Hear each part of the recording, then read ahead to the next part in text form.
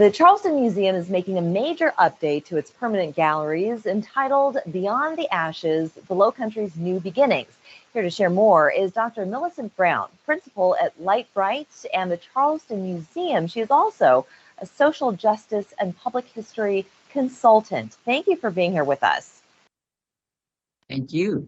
You have a fascinating story and history, and I want to make sure our audience learns more about it. But perhaps you can share more about the exhibit opening later this year and what major events in South Carolina Lowcountry history will be featured.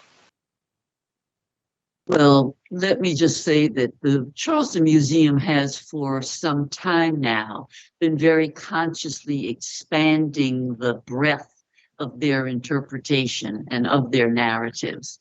And so my coming on board within the past year or so has just been a continuation of their recognition that if you're going to tell the Charleston story through the museum, it has to be a lot more inclusive than it has been over the many years, and has to include a lot more voices. And are you a lifelong Charlestonian yourself? I am a lifelong Charlestonian and have not lived here continuously throughout the years, but I was born and educated and reared right here in Charleston. Yeah. Went to the museum as a schoolgirl, for sure, you know. Yeah. But even then realized that there were just some communities, especially African-American communities, that were not fully embraced or represented. And that's been changing over the years, and the expansion that's going to be happening later this year is really a part of that inclusion, that very deliberate inclusion. And maybe you can pinpoint some of those moments in history that are lending to that evolution at the museum. I think what's going to be particularly exciting is the fact that where the museum had, for the most part, stopped at the end of the Civil War, we're going to bring it on through the political era known as Reconstruction, and they have some very exciting things planned for that. It's a time that many people do not understand fully. Our political landscape was very different, and it was a chance after the Civil War where an experiment with inclusion and how to have a biracial community was really trying to be put in place. So the Reconstruction exhibit is going to be particularly insightful. But then beyond that, the next exhibit will go into the early 20th century, and just making sure that people are aware, especially of the literary initiatives that were going on, artistic things that were happening. It's an era that is often referred to as the Charleston Renaissance. Right. And of course, much of the history, though, that took place here, you were very much a part of yourself as a young girl. Not quite that far back. Not that far back. Indeed, yeah, right, not right. that far back. No, I'm talking about the 60s. Yeah.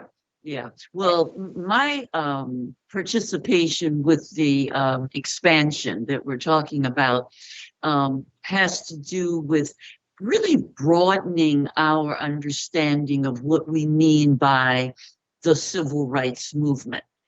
And yes, my family, my father particularly, were very, very much a part of efforts made locally to dismantle legal segregation. And a case that was in my name and that of 11 others has to do with the desegregation of schools in South Carolina. So my history, two of the first to enter Rivers High School, I might add. I and Jacqueline Ford were the first at Rivers, and then the others were scattered through other schools in the city. Yeah. And you mentioned your father, who's a real estate broker and president of the state's NAACP chapter.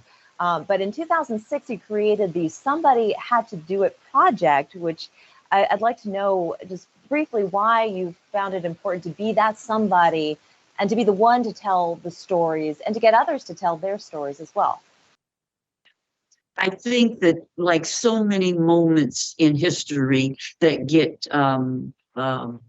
passed by, the Somebody Had to Do It project was a way to say, yes, laws were changing, and around the nation, people were confronting the necessity of desegregation. But we sometimes forget that these were children who were being asked to do very adult work. So the Somebody Had to Do It project, which is housed at the Avery Research Center, is a accumulation, if you will, of narratives and interviews with children like I had been, talking about what it was like to be the first child, to break down some of those barriers. And we're all very excited to see what happens at the Charleston Museum later this year. So, Dr. Brown, I want to thank you very much for coming on and sharing your story. There's so much more to talk about with you. I hope you'll join us again. Well, I'll be glad to, and I hope that people will look forward to coming to see the new exhibits.